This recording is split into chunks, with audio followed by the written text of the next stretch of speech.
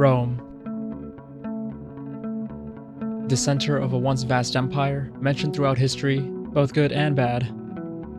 It took a while, but I finally made it here, and this was my experience. I'll share the highlights, the history, and the vibe, and a few things to watch out for. The Colosseum. One of the iconic landmarks of Rome is of course something you just can't miss. This place felt ancient. The Colosseum itself was constructed in 72 AD under Emperor Vespasian and completed in 80 AD under Emperor Titus, so it took 8 years from start to finish. It seated roughly 50,000 to 80,000 people, from slaves and lower-class Romans, all the way up to the Senate and emperors. Everyone came to watch. After winning the first Jewish-Roman War, Rome brought back between 60,000 and 100,000 Jewish slaves, and they built the Colosseum that stands today almost 2,000 years later. Inside, they hosted gladiator battles, housed lions, tigers, wolves, bears, even elephants. At certain points, they flooded the entire arena for staged naval battles. It is believed roughly 400,000 people have died in the Colosseum. Beneath the Colosseum is a hidden tunnel called the Passage of Commodus. It was a private corridor that allowed emperors to enter the arena unseen. The whole time I was here, I was just picturing gladiators, crowds roaring, and feeling like I'd literally stepped 2,000 years back in time. Now, it was incredibly difficult to get tickets online, so I would recommend trying on their website repeatedly. When you do book the Colosseum ticket, you'll have the option to choose the arena tour as well as the underground tour, which I didn't do, but I highly recommend it if you want to see how gladiators and animals were staged before entering the arena. Now, if you're unable to get tickets from the official website, you could always try a guided tour with high ratings. Next is the Roman Forum, which should be included with your Colosseum ticket. The political, commercial, and religious heart of Rome, this was once the center of the ancient world. Walking through the Forum, you'll pass through the Arch of Titus, which was built to commemorate the victory in the Jewish-Roman War. It was the same war that produced the slaves who built the Colosseum. It was just one of those ways that Rome turned its conquests into a monument. Above all of this, immediately to the left, sits Palatine Hill, where all the emperors actually lived. So the word palace comes from Palatine. So while the forum below was where Roman law and politics played out, the people making those decisions were looking down at it from up here. Incredible view of the entire forum from here. Now, somewhere in there is a black marble slab called Lapis Niger, believed to mark the burial site of Romulus, who was a legendary founder of Rome himself. Further in, you'll find the spot where Julius Caesar was cremated. His assassination had drawn so much grief that the crowd who showed up to his cremation started throwing their own valuables into the fire. I didn't actually get to see it, but it looks something like this. And then there's the rostra, which was the platform used for public speeches. After Mark Antony, who was the general under Caesar, had Cicero killed, he had his head and hand brought here and put on display for the entire city to see. Now, walking through the forum is a much better experience knowing the history and what took place. Otherwise, it mainly looks like a bunch of old rocks and pillars, to be honest. And with the Colosseum and Roman Forum together, I would plan to spend the better part of a day here. From Palatine Hill, you can actually see the Circus Maximus a bit, although mostly covered in trees now.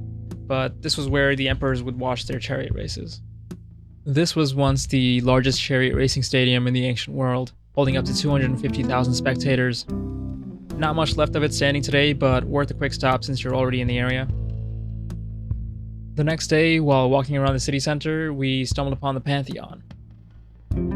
Built under Emperor Hadrian between 118 and 125 AD, it remains the largest unreinforced concrete dome ever constructed. In 609 AD, the Byzantine Emperor Phocas gifted the Pantheon to Pope Boniface IV, who converted it into a church, and that's probably the reason why it survived this whole time.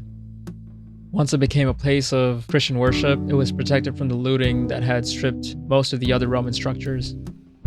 And inside lies the tomb of Raphael, one of the most celebrated painters of the Renaissance. A short walk from the Pantheon is Piazza Navona, home to Bernini's Fountain of the Four Rivers. It's a good spot to take a break or just watch street performers. Next, we went to the Trevi Fountain. This was crowded, chaotic, yet absolutely worth seeing at least once. So the water feeding it comes from the Aqua Virgin Aqueduct, which has supplied water to the city since 19 BC. Every year, an estimated 1.5 million euros in coins gets thrown into the water. That money goes directly to local charities supporting Rome's poor.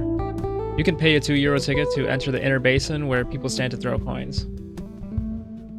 The next day, we visited the Vatican museums. Words can't describe how incredible the art is in here. Your neck will hurt by the end of this tour. The museum's collection started in 1506 when Pope Julius II purchased the Laocoon sculpture and put it on public display. That started what is now a collection of over 70,000 works of art. Before you even reach the Sistine Chapel, you'll pass through the Gallery of Maps and the Raphael rooms. The School of Athens, which was painted by Raphael, is painted directly onto the wall of what was originally the Pope's private library. At its center are Plato and Aristotle, surrounded by figures like Socrates, Pythagoras, and Euclid. Raphael even painted himself in the edge, right here. Sitting in the steps, the figure who seems to be brooding is believed to be a portrait of Michelangelo. The two of them were working in the Vatican at the same time, Raphael on these rooms and Michelangelo on the Sistine Chapel ceiling directly above. They never got along, and that rivalry pushed both of them to produce what are arguably the two greatest works of the Renaissance. Michelangelo painted the entire Sistine Chapel ceiling by himself, without the help of any assistants. The chapel is also believed to share the exact same dimensions of Solomon's Temple in Jerusalem, the one that Romans destroyed in 70 AD. Since 1878, it's also where the conclave takes place, which is the secret assembly where the cardinals elect a new pope. Now, imagine learning about all these famous artists in art history class and then finally seeing their work in person. I ended up buying an overpriced book from their gift shop just to have something to remember the experience by.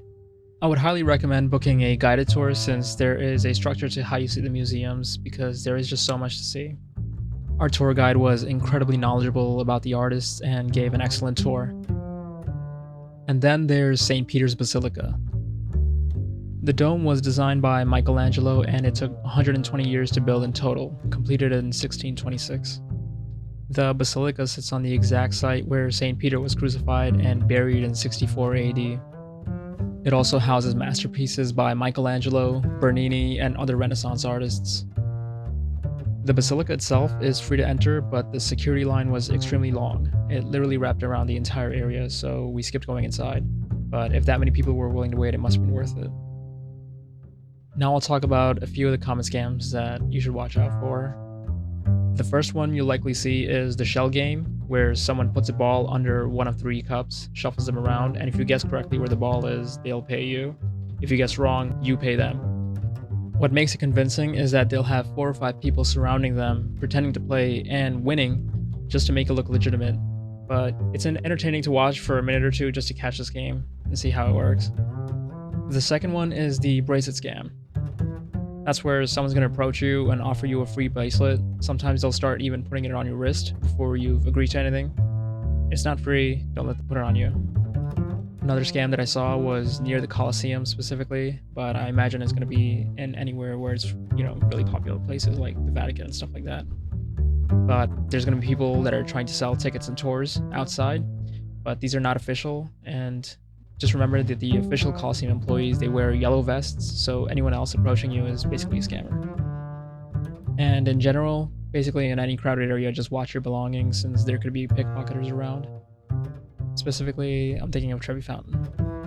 Now, if I were to do this trip again, the biggest thing I'd change is learning the history before the trip, not at night before visiting the Colosseum like I did. Either that or just get more guided tours. Knowing what you're looking at makes the experience completely different. There's a lot to take in, and if you don't have any context, it can feel like you're just walking past a bunch of old rocks. Aside from that, I would say stay somewhere central. I stayed near the train station, which worked for me since I was also traveling to Florence. But if Rome is your only stop, being in the city center puts everything within walking distance. I walked almost everywhere, with the exception of the Vatican, which I just took a public bus to. But generally, Rome is pretty walkable. And also, learn a few of the common words in Italian if you don't already know. Here are some that were pretty useful. The thing about Rome is that it doesn't let you be a passive tourist. Every street, every ruin, every fountain has something underneath it. I left wishing I'd known more going in, which is exactly why I made this. If you're going, learn the history first. It changes everything you look at. If this helped you plan your trip or give you an idea of what to expect, let me know in the comments. And if you've ever been to Rome, I'd love to know what I missed and what your experiences were. Ciao.